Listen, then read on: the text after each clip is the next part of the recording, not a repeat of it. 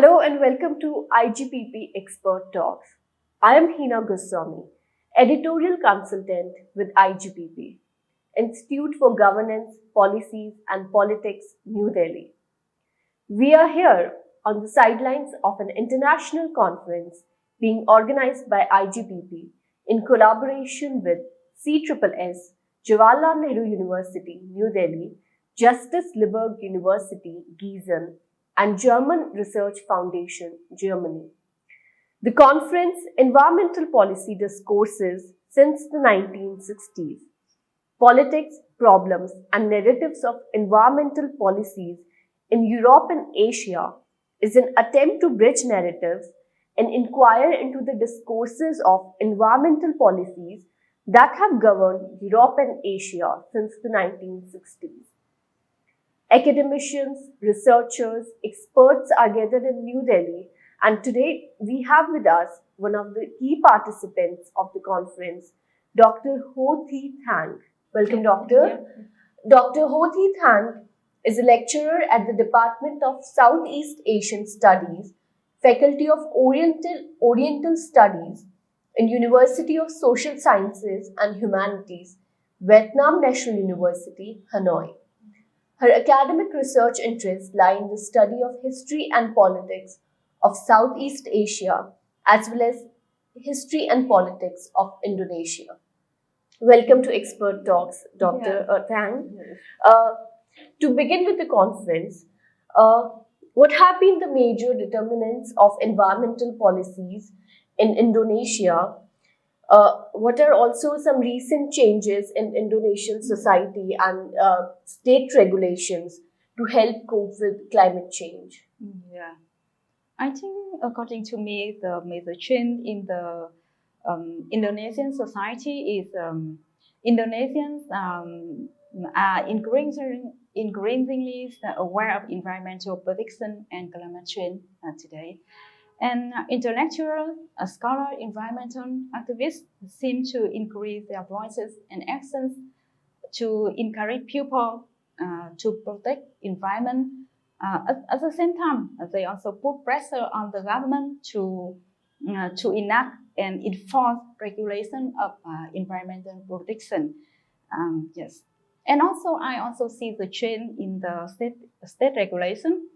For example, in 2015, the President Joko Widodo issued President Instruction number 8 of 2015, which led to the suspension of new exploitation license for area of primary natural forest and pitchland located in conservation forest, protection forest, and production forest. And another example is that in 2021, presidential regulation number 98 of 2021 also on economic values of carbon to reach normally determined contributions target and control greenhouse gas emission in national development.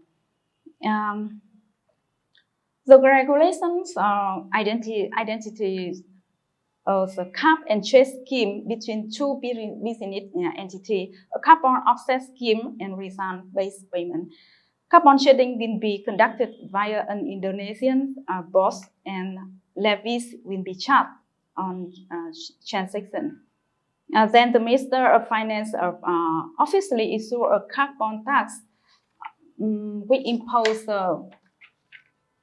rupiah 30 rupiah for 1 kilogram carbon dioxide equivalents on emission exceeding the regulatory limit. For example, I see some just trend in the regulation like that, and we can improve the environment in Indonesia and reduce the effect of Climate change. Yeah.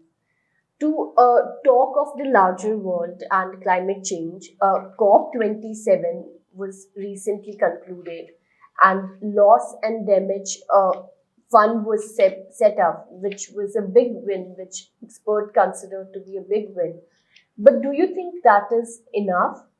because developed nations have contributed so much to the process of climate change, but it is the developing nations who are left to face the consequences, the most severe consequences. Mm. In your opinion, is the setting up of fund enough? One of the ways, in my opinion, that help developing countries to apply the plan of reducing greenhouse gas is that rich countries should contribute finance to developing countries in innovating technologies, reducing greenhouse emissions, to replantation, also supporting local people to fight them as well to adapt with climate change. Yeah. True. Your academic work has focused on the role of civil society Yes. in Indonesia. Yes. How important is civil society to the process of democratization, and how influential do you think civil society has been on the issue of climate change? Yes, I think that civil society play a very important role in the whole process of democratization in Indonesia.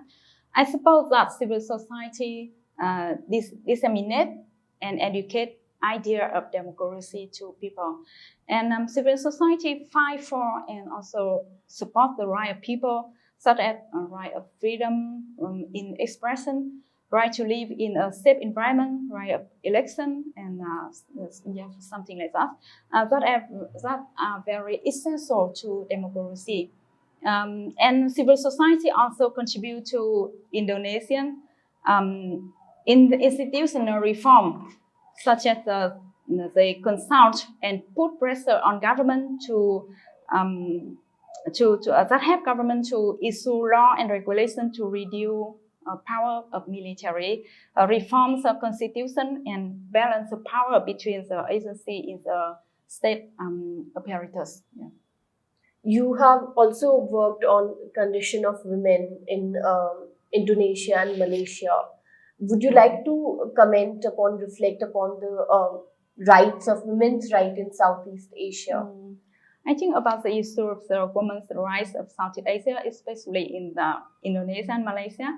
I think that the women's equal right until now is still need to be further improved, and especially women in rural and remote area of Southeast Asia in general. Yes. Democracy in Indonesia has come a long way, and you are an expert on Indonesian politics. What impacts of this transition to democracy have you seen on the society? I see that some important impacts on Indonesian society is there are many impacts. Yeah, one of this I see that the democracy enhance people's rights, such as right of freedom in expression, right of assembly, election right, or right to live in a safe environment, and something like that. And also, I also see the impact of democracy in Indonesia is that it reforms the constitution in a positive way. It also reduces the power of military, and it have imbalanced the power between executive, legislative, and justice in a state apparatus. And especially it also enhance the power of the local authority and local people. It sees as the process of decentralization in Indonesia. Okay, yes, I see. Some political intellectuals, some public intellectuals have commented that Indonesian democracy may be backsliding into authoritarianism. Yeah. Is that something you agree with, or where are your concerns for Indonesian democracies lie? Where do they lie?